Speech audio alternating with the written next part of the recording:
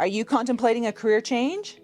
Whether you're a seasoned professional looking for a new opportunity or a young go-getter eyeing career advancement, the decision to switch gears can be both exhilarating and nerve-wracking.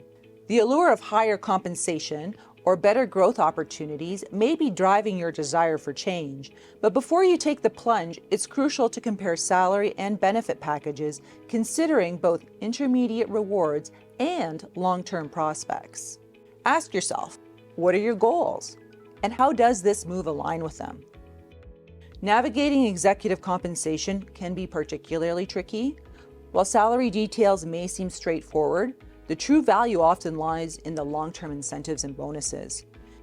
And be aware of companies where only one group profits, either the executives, the shareholders, or the employees. In successful companies, all groups share in profits. So when you're looking at long-term compensation, keep that in the back of your mind. When evaluating offers, weigh the allure of immediate salary against the potential for future growth and financial security. And consult with a trusted wealth advisor to help ensure you're prepared for any scenario with a financial safety net in case this move doesn't work out.